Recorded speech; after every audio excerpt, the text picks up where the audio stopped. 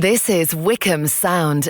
Hello, hello. You are listening to The Art Show on Wycombe Sound 106.6 FM. My name is Dane Cobain. I'll be your host for the next hour. This is the show where we listen to a little bit of local music. We have a different guest on each week, and we talk about the arts, creativity, and try and highlight some of the cool stuff that happens in Wycombe and the surrounding areas. As I said, my name's Dane Cobain, and you can email me here on the studio at dane.cobain@wycombesound.org.uk. That's dane.cobain@wycombesound.org.uk. You can also find us on Facebook if you search for The Art Show Wycombe Sound. If you miss any episode, they are available for catch-up. We don't have them on the Wycombe Sound website, unfortunately, but you can find them on a podcast provider of your choice, hopefully. They're definitely on iTunes and Spotify, and yeah. Oh, and they're on YouTube as well. So if you just search for those, you'll be able to find them. Each week we have a different guest, and this week we're going to be talking to Mark Allard Will. Now, he's an interesting chap because he has his links to Wycombe, but he also lives in Canada at the moment. So I met him maybe 4 or 5 years ago now. I used to run writers' workshops at Wycombe Arts Centre just off Desper Road.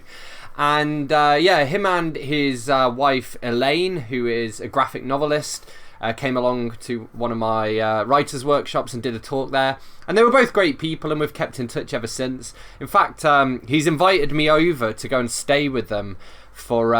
they live in Saskatoon, I believe, and I think there's a Saskatoon Literature Week or something like that.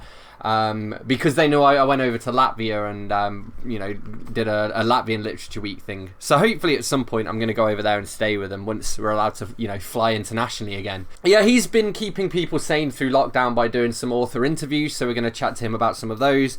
He's also very involved in Cuckoo's Nest Press, which is a really interesting independent publisher of graphic novels. And again, his partner Elaine, she's written a few that I've read. She wrote one called Dust Ship Glory, which is based on like a local sort of folk tale, and Look Straight Ahead as well, which is a very like mental health heavy graphic novel, which I think is really fascinating. So we'll be chatting to him a little bit later about those, and kind of finding out how he's found life going from High Wycombe to Canada. Each week we also have a book, a TV show / movie, and an album that I'll recommend to you guys as well, so keep listening till the end for those.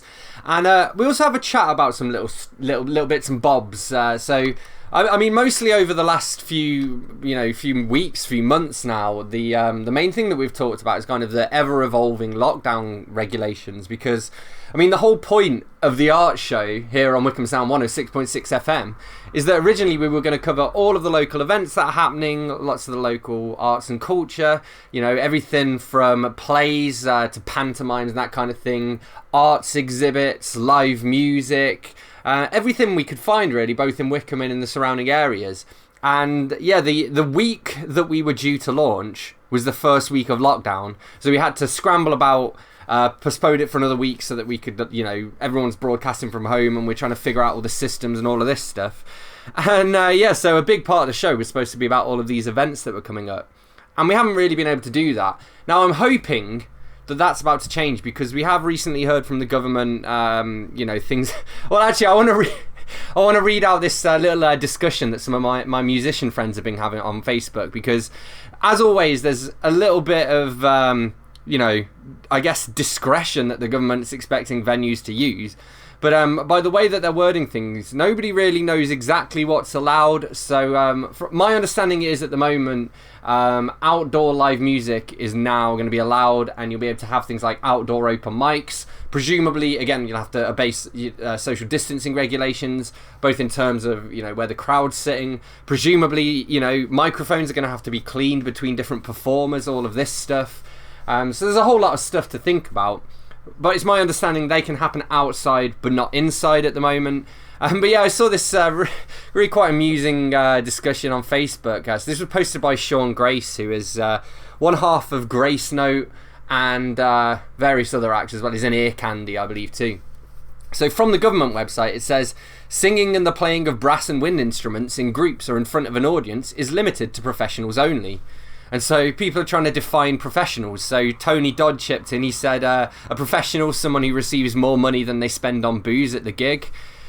Someone here, Alan Luck, commenting, what category are harmonicas, mouth organs, gob irons, vuvuzelas and kazoos? Dave Ford, who is in the band The Ilk with me, he said, this may be a time to ask ourselves what would Dominic Cummings do. I also thought that would be interesting. What if The Ilk wanted to play somewhere, but technically I'm a professional musician and Dave isn't? Like, what are the regulations there? Like, what if you're a touring band? I don't know. I've been watching Codaline on YouTube a lot recently, and they've been doing a lot of sessions, from isolation. But quite often, they'll do songs and they'll get one person to join them playing one random instrument. And so, what if their band are full, touring professional musicians, but actually, like, their brother John, he normally just comes on and just plays, the one song on his harp or whatever. John might not be a full-time touring musician. Where is the line drawn? I'm so confused by this. So my theory is that that you're allowed to perform at an open mic as long as you put down things like guitar strings and, why not? Now is the time to buy a Fender Stratocaster and to put it down as a business expense for sure.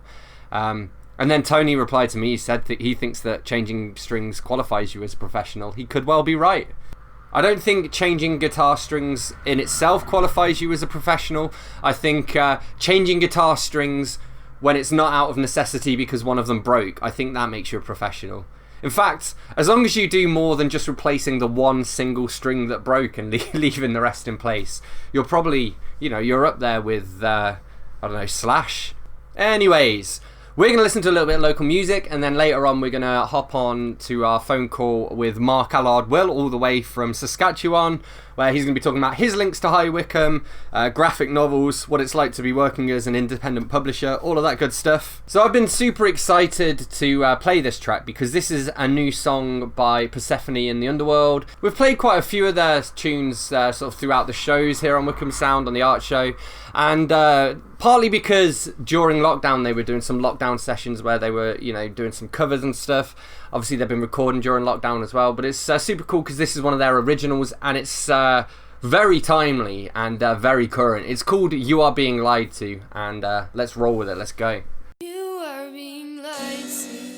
Can't you see the truth in everything you hear, in everything you do? You are being lied to, and you can't see the truth in everything you read, in everything you do. You are being lied to. And this time, is there no one in this world that we can trust? And it's not enough. Don't believe them when they say that it's over.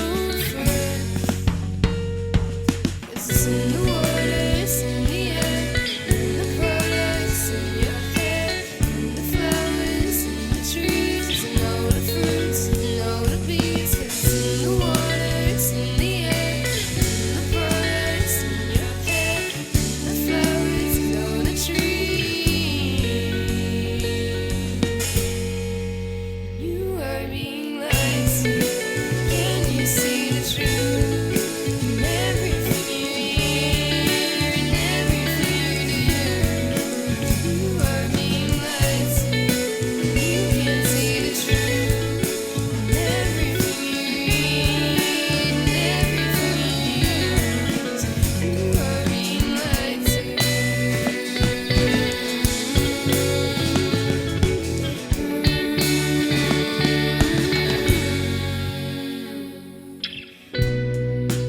And I feel the sun, this poison atmosphere surrounding us.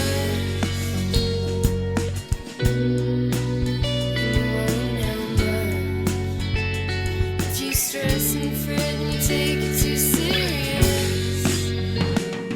Because it's in the water, it's in the air, in the products, in your hair, in the flowers, in the trees, and all the fruits, and all the bees. 'Cause it's in the water, it's in the air, in the products, in your hair, in the flowers, and all the trees.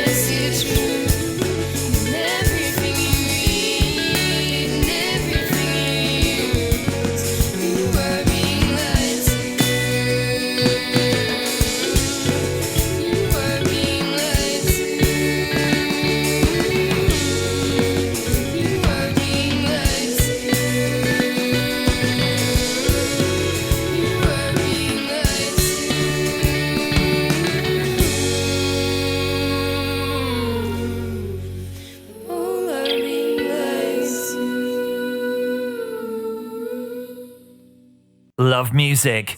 Love talk. Love Wycombe Sound. From the 1st of April, your new Buckinghamshire Council will replace the existing county and district councils and continue to deliver all the services you are used to. Visit buckinghamshire.gov.uk. We understand that everyday life is going to become challenging over the next few weeks and months, but we want to reassure you that the Wycombe Sound team are here to inspire and entertain you with local, relevant programmes and information. We followed government advice and set our team up to work remotely. We have taken all the steps we can to keep our team safe so we can be here for you. Local businesses. Perhaps you have closed temporarily or have found a new and innovative way of working. If you want to reach customers with your message, get in touch with us today. We can get through this if we all pull together. Please stay at home. Stay tuned to Wycombe Sound for the latest information and do get in touch with us to let us know how you're doing, if you'd like a song played or just want us to say hello to you. This is Wycombe Sound.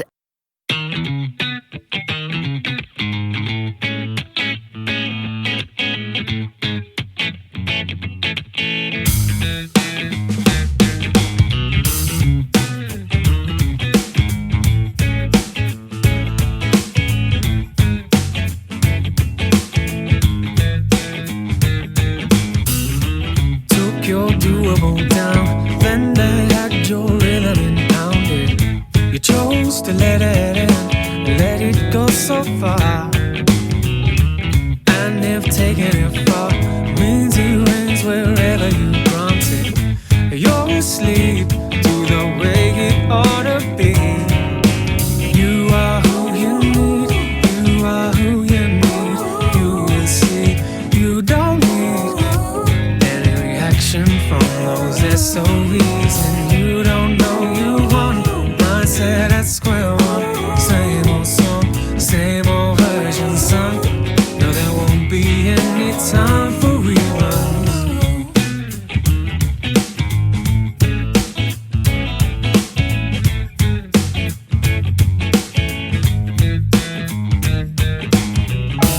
Play that Jeopardy game, cause inflamed and trouble compounded. You chose the images and then you play the part. Needless for me to say, you are in your own way. Always grounded, sounded like you compliment yourself about it.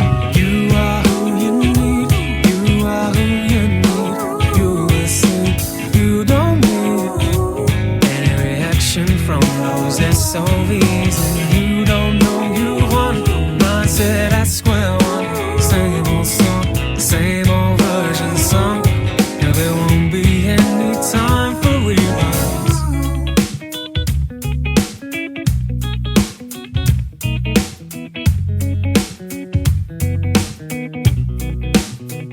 So what is it for? What did you do to deserve it? What does it matter? Matter at all? What is it for? And what did you do to deserve it? What does it matter? What does it matter?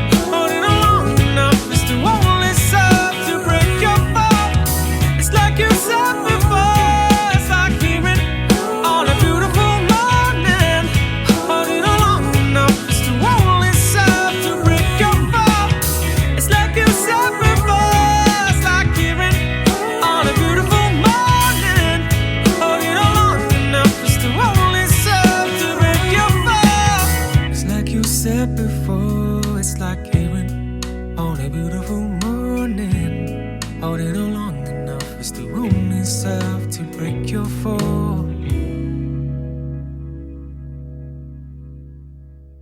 This is Wycombe Sound. That was Who You Need by Harry Quinn. Before that, we had the new single by Persephone in the Underworld. It's called You Are Being Lied To. Definitely recommend checking that out on, iTunes, Spotify, all of that good stuff. And we are now reaching that part of the show where we get joined by our weekly guest. So this week we are chatting to Mark Allard Will, who is a former Wycombeite and a good friend of mine. He also works writing graphic novels and for a press called Cuckoo's Nest Press. So over to Mark. So the first question I want to ask you, which is the question we ask everyone, which is, what was the last book that you read and what did you think of it? How to Stop the Time War was the last book that I read, and it's written by a combination of two authors, one who is Canadian and one who is American. And they joined forces to write this, and it's actually an amazing book. I really enjoyed it. So the idea is that it's these two female agents who are not quite human, but they're humanoid, and they're designed to disguise themselves as humans, but they go across time through major events in Earth's history to try and outdo each other, because they're from these opposing teams. One team that wishes to see the world end, and one that wishes to see it continue. So I believe one team is called Stone and the other team is called Garden. And one team based in nature, one team based in futuristic technology. And it's this just really fantastic story about how they inevitably fall in love with each other, regardless of how they try to prevent that from happening. And so it's this story of almost like Romeo and Juliet kind of story of how they try to fight inevitability, but it ultimately comes back to bite them, really. Yeah.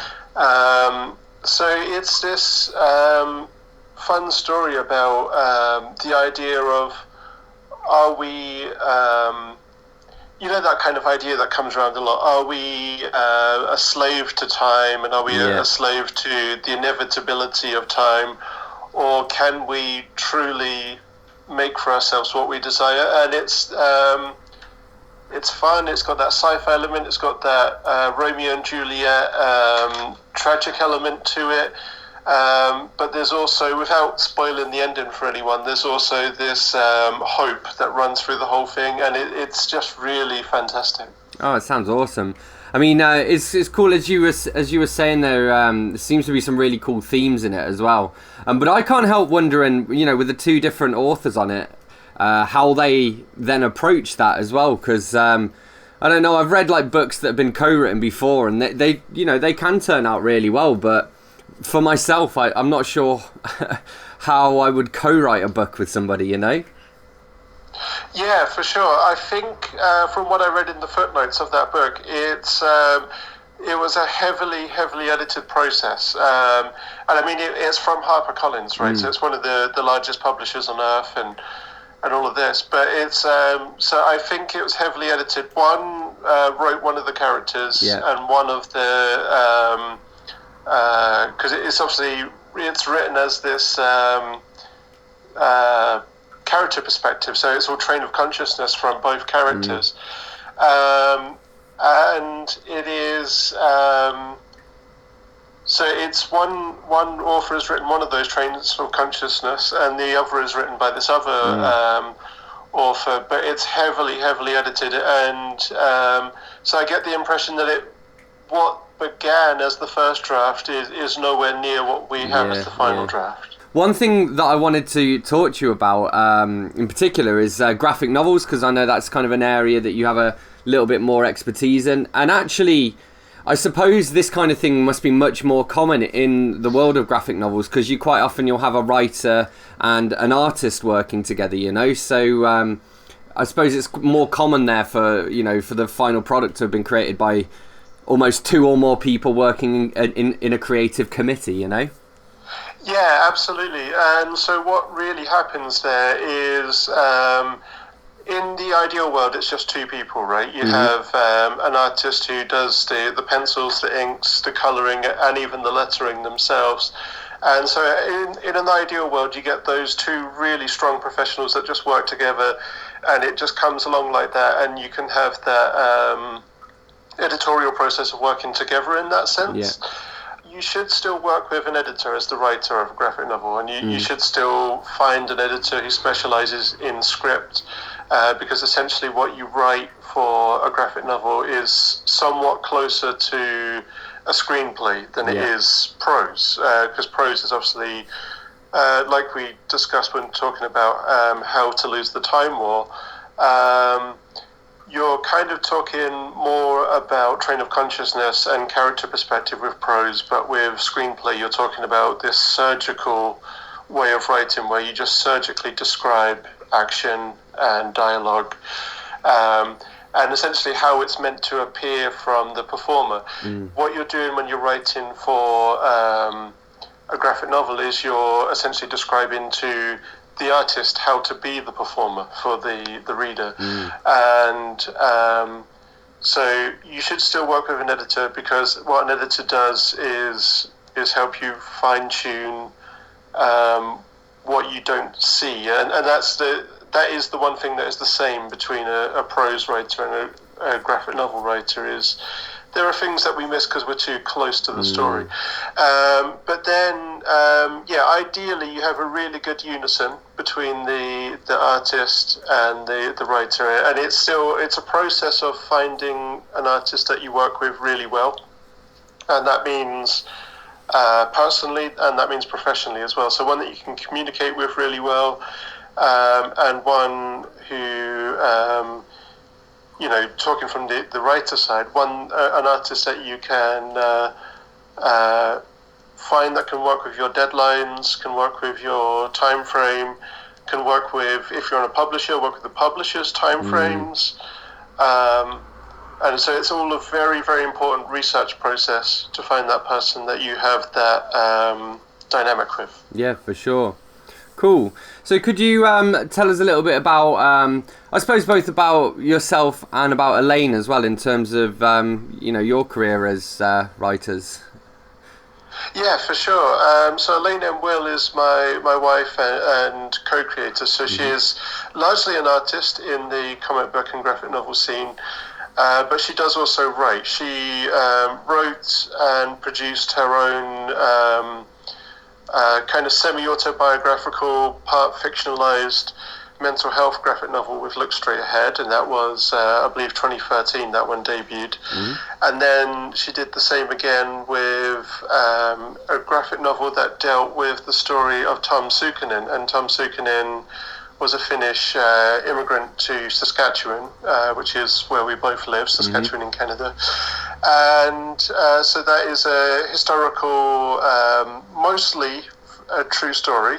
Some of it is fictionalized, like there is a couple of characters that are added in, but everything with Tom is very real, and that is exactly what happened to him, is what you see in that graphic novel. And so there's a lot of research that went into that for Elaine. For me, my career as a writer began, it's had various stops and starts, but in graphic novels and comics, it started in 2015, and it began with a Canadiana comedy comic book, and it was only about 16 pages long, and it was called Saskatchewan. Yeah. And it kind of had this, it was comedy about the provincial identity of Saskatchewan. So it was comedy based around this bizarre fanfare we have in this province with Saskatchewan Roughriders, which is the Canadian football team here. Okay. So Canadian football being very similar to American football, with the downs and all of that, right? And then in 2017, I wrote and released Arcade, which was an adventure graphic novel aimed at kind of slightly older kids and adults as well. And so both of those, Saskatchewan and Arcade, had artwork done by Elaine. So she did the pencils, the inks, the colouring, the lettering, the whole thing, and even the cover design, the book layout, the whole thing ready to print, and we self-published both of those. Cool. And then in 2019, last year, I released The Burning Black, The Legend of Black Shuck. And that was my first graphic novel where I'd really stretched my legs and found an artist that I wanted to work with beyond a lane. And I worked with an artist called Ryan Howe, and he writes and publishes his own stuff as well. And he's recently found a publisher in the UK, Soaring Penguin Press. And he's also from here in Saskatoon, in Saskatchewan, Canada. And he writes his own stuff called Daisy Blackwood Pilot for Hire, and it's absolutely fantastic. It's this adventure graphic novel series that is, you can kind of equate it to being Indiana Jones but with a female lead, and rather than being like an antiquities professor, she is instead a pilot, a boat plane pilot. So it's, my career's been really interesting so far, and so The Burning Black, Legend of Black Shuck is a book that was focused around the Black Shuck folklore from Suffolk, which is where I originate from, Suffolk in the UK, which is a fascinating folklore that I became aware of in my early teens, when I was still living in Suffolk, and I was fascinated with it, and it was only really in my late 20s and into my early 30s here that I really decided that I wanted to do something with it. And I kind of fictionalized it a bit. I kept the core of it as it is for the part of the folklore that comes from Bungay in Suffolk. Kept that very true to its origins, but the part that was fictionalized is they added in an origin story for Black Shuck, which is rooted in English history and rooted in the history of how we got to where we are today, which is, for us as in England, is very much rooted in the Vikings versus the Saxons, and that's what I rooted it in. And then work that I'm currently working on is there's a book called it's going to be called Siegfried Dragonslayer, and it's going to be a graphic novel adaptation of the Volsunga saga. So the script is done, it's gone through an editor. She gave me the suggestions of what I should change, and I adapted it, and it's now with the artist, and the artist is Jasmine Redford here in Saskatoon as well. And she does this fantastic coffee painting artwork that adds in this medieval feel that really lends itself well to that kind of Viking aesthetic. You're listening to The Art Show on 106.6 FM at Wycombe Sound. I'm your host, Dane Cobain. I'm here in conversation with Mark, Allard, Will. And this is a track called Phoenix by Beyond the Generations. So we played their track Rainbows in My Head during a recent show with Neil Denham. By the way, if you want to recap any of the shows, you can find them on Spotify and iTunes and sort of other podcasting things and whatnot. But I heard from Melanie from Beyond the Generations, who just wanted to say thank you for featuring their track. And she says, our album is out on Friday, 24th of July, and she sent me a preview of some of their tracks. So I thought I'd just give you a heads up that that's coming out soon. 24th of July, keep your eyes peeled for that. But in the meantime, this is Phoenix by Beyond the Generations, and this will be on their new album. Whoa, whoa, whoa, yeah. Whoa,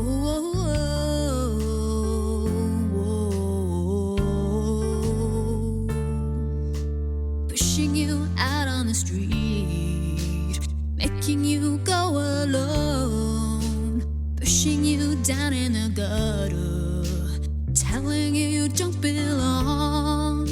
Feelings running through you that make you feel so small.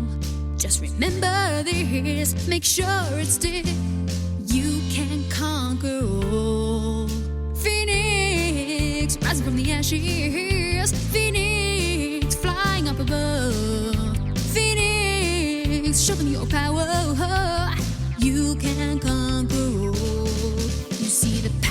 You comes from deep inside, yeah, let it out, come on, give me a shout. You see the power of you comes from deep inside, yeah, let it out, come on, give me a shout. Phoenix, rising from ashes. Phoenix, flying up above. Phoenix, show them your power. You can conquer all. You gotta get right up, you gotta start your flame. You have a power inside, so now get into the game. Keep your head cool, keep your mind in the fight. You're nobody's fool, you are a shining light. Phoenix, rising from the ashes. Phoenix, flying up above. Phoenix, show them your power. You can conquer all. Struggling to keep on your feet. Everyone just looks away. Deep inside you have a heart. Knew it would come out someday. Feelings running through you starts to make you feel strong. Just remember this, make sure it sticks. Here's where you belong. Phoenix, rising from the ashes. Phoenix, rising up above. Phoenix, show them your power.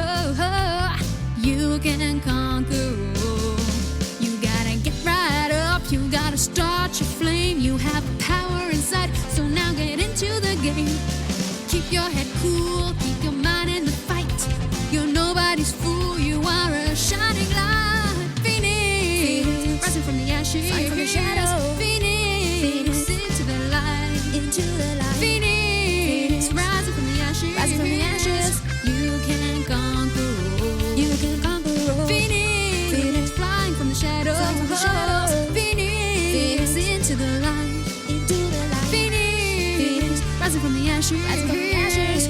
You can conquer all. You can conquer all. You can conquer all. This is Wycombe Sound.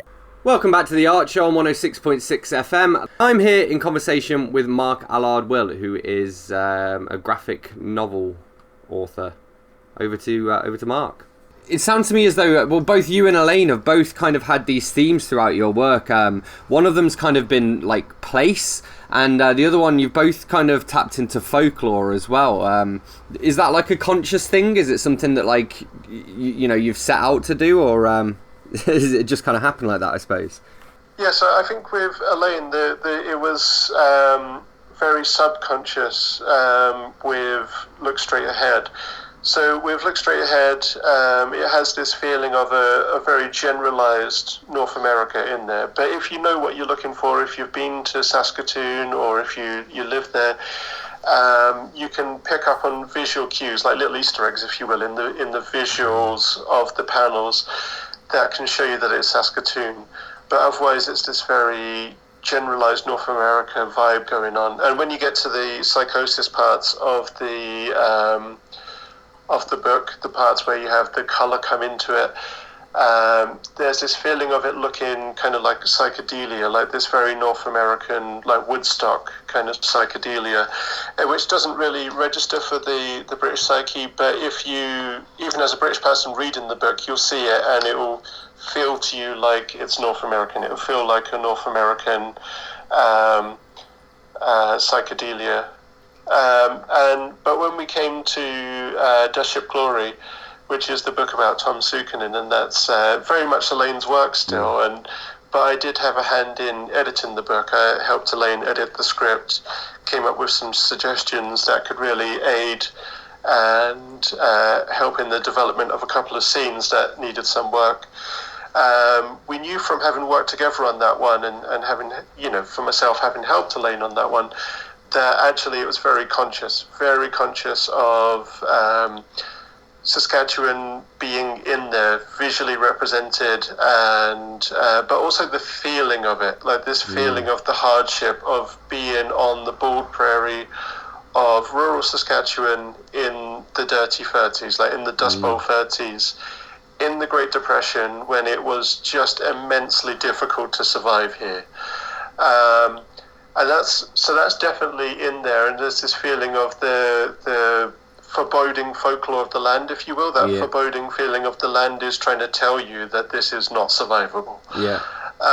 But then when it comes to my own work, it is very conscious and sometimes very on the nose. Like when you come to Arcade, my self-published graphic novel, it's the folklore that's in there, or the imitation of folklore with the video game Vikings. It's meant to be metafictional, and it is a metafictional graphic novel. It's this idea of the story being self-aware and pretending to be aware that there's an audience, pretending to be aware that a video game is aware that it's being played, all that kind of jazz.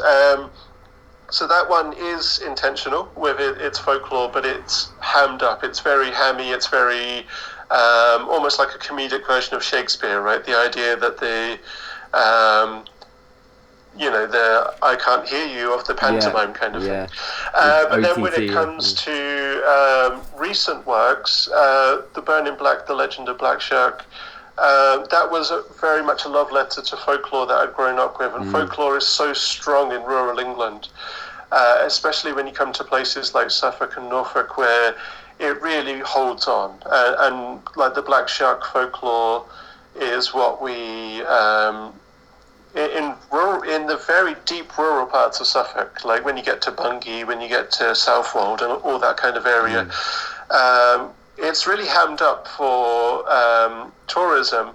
But there's also like the locals will know stuff that the tourists won't, and the locals will keep stuff to themselves that the tourists don't know, and the stuff that, partly because of the book that I wrote, that maybe people that have read the book who would be tourists to that area now know, which is, if you just go 14 miles down the road to Blythburgh, you can actually go and find what are believed to be black shark claw marks on the church doors and stuff like that. And that's stuff that wouldn't really be advertised. What's advertised to the public is, it's Bungay. Bungay is the village that black shark attacked. Yeah, for us, it's very much a roadmap of places and folklore, and some of it's been subconscious, like we've Looked Straight Ahead for Elaine, and other stuff has been very conscious. But yeah, a feeling of being rooted in places is definitely something that runs very deep for me, and it's going to be in my next book as well, which my next book is going to be the story of Operation Oblivion, which is a very brief detour to give some background to this, is that in Canada, Chinese Canadians or Canadians of Chinese descent have not been treated well historically. They're now very prominent in Canadian politics, and with good reason, and very much applauded. But essentially, they had to endure what was called the Chinese head tax. So after the railroad had been finished, it reached Vancouver. So it had gone from east to west, and it reached the Pacific coast. It was decided that the Canadian government essentially decided, well, we don't want these pesky Chinese anymore. So they imposed a head tax, which was impossible to pay. So essentially the Chinese hid in Canada, and so the head tax failed. Then they brought in the Immigration Act, the Chinese Immigration Act, to block more Chinese coming in. But they didn't block anybody else. So very, very racially charged, very racist policies that very much, so you're talking about the 1840s onwards. So very racially charged policies that were designed to make certain people prosper in Canada and others suffer. And it led to a lot of sufferance in the Chinese Canadian community, and long story short, that's why there's Chinatowns in cities in Canada today. Because they had to survive as their own communities within communities. And it essentially amalgamated to a point where even after the Immigration Act had begun to be dissolved, Chinese Canadians who were born here in Canada were not given the right to vote, and they were not even given their birthright to citizenship. So it's becoming very clear that if they didn't do something soon, if they didn't gain some political voice within federal Canada, that they would never have their rights. So there were 13 Chinese Canadian men in Vancouver who decided to enlist with the Canadian military during World War II.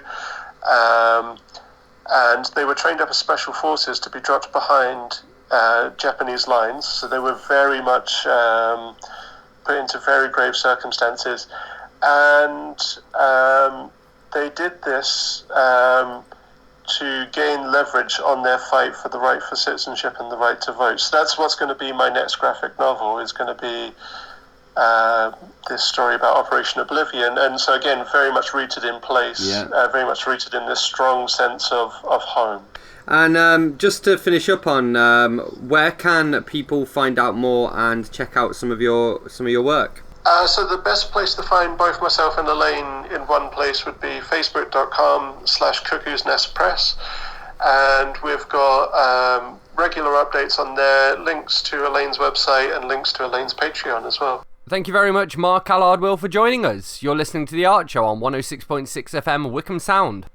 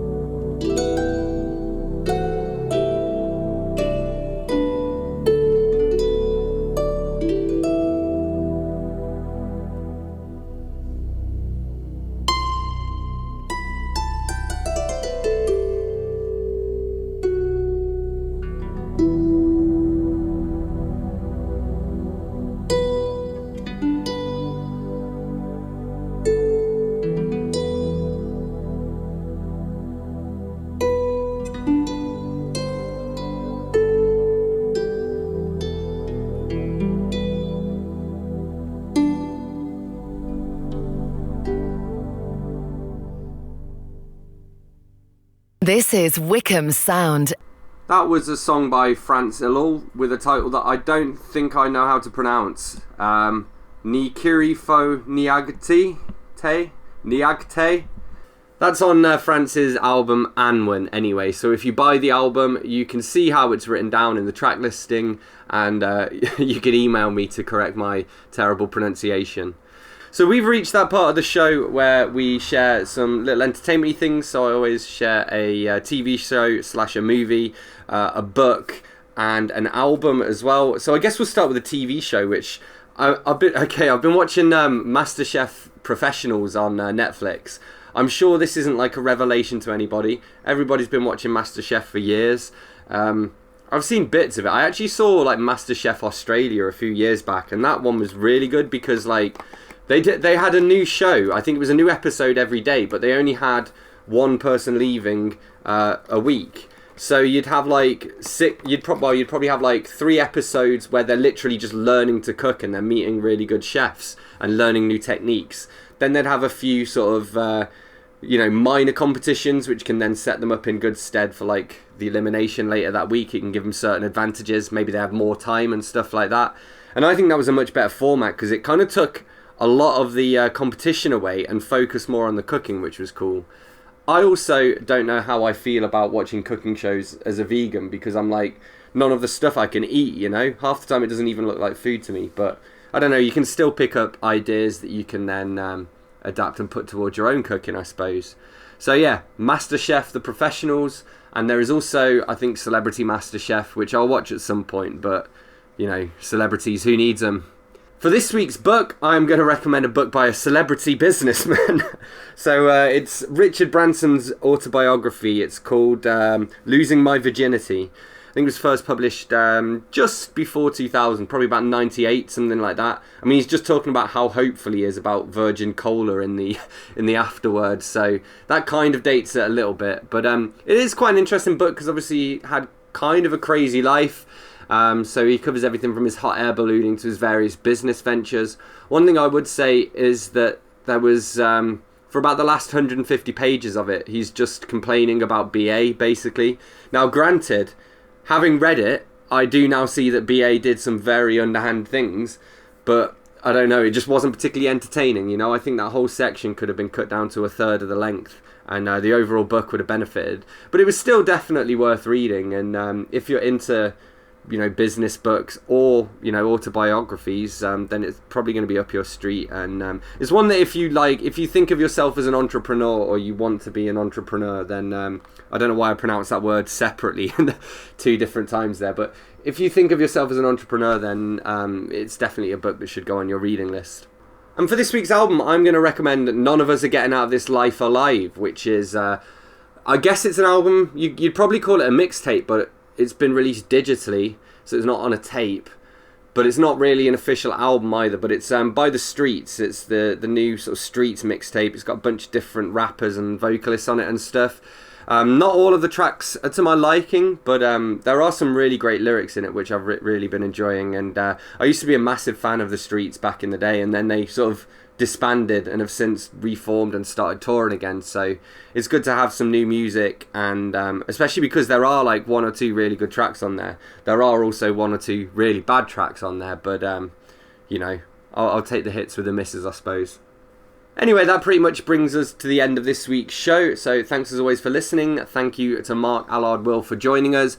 Next week, we're hopefully going to be talking to another author. We'll be talking to Emma Rosen, who wrote a book called Milk, which is sort of her memoirs as a breastfeeding mother, I suppose, through, I think it's through 3 pregnancies. She's also got a children's book called Lily the Limpet Gets Lost, which is adorable as well. And she's a musician too. She's in a band, but she'll be a great person to chat to as well. And as always, you can reach out to us here on The Art Show. We have a Facebook page if you search for The Art Show on Wycombe Sound, or you can drop me a message on dane.cobain@wycombesound.org.uk. That's dane.cobain@wycombesound.org.uk. And I particularly want to hear from musicians, poets, and also if you think you'd make for a good guest, then let me know and we'll see what we can do.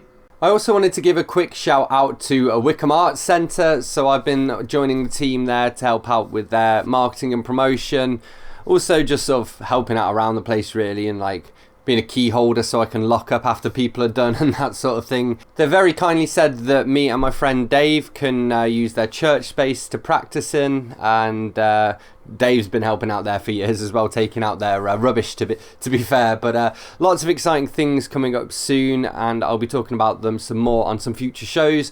Also getting some of the people involved there as well. So for example, there's an art exhibit coming along soon, so hopefully we'll be able to talk to Dan from Decreate, who is a local artist.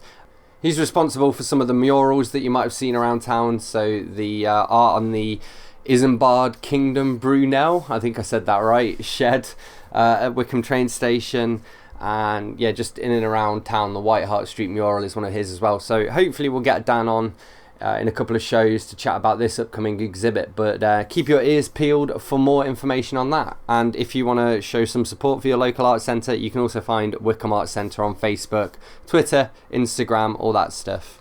So I'm going to leave you with one last bit of local music here. This is On the TV by the Rockola Morning Band.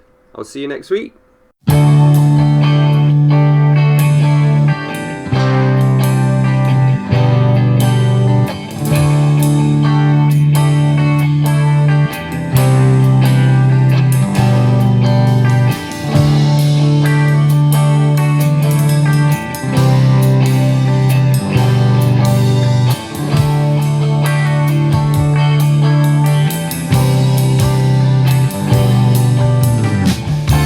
You took my thoughts and made them louder to amplify the way I felt. Took my tone and made it rounder. Can you imagine what a blow you dealt? Seems strange, almost insanity. It's called reality. Seems odd, almost derisible. Scratch tubes on the TV.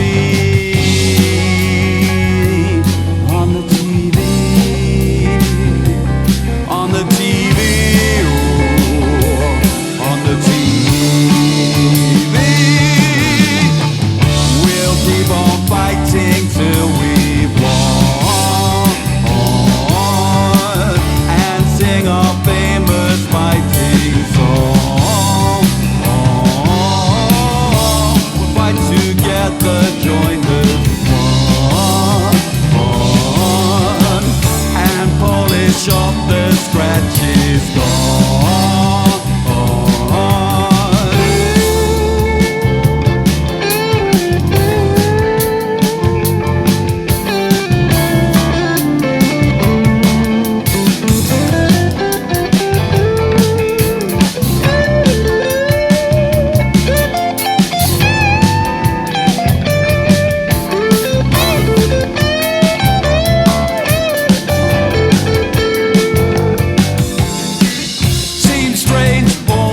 Insanity, it's called reality. Seems sad, almost derisible. Scratch tubes on the TV. On the TV. On the TV. Ooh, on the TV. We'll keep on fighting till we've won. Sing our famous fighting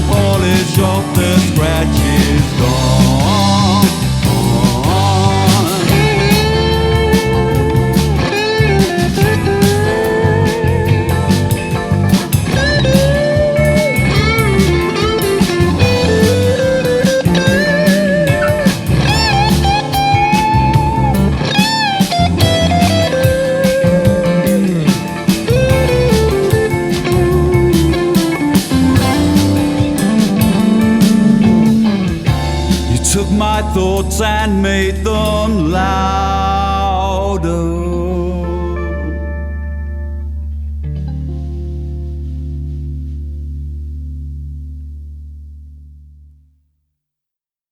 This is Wycombe Sound.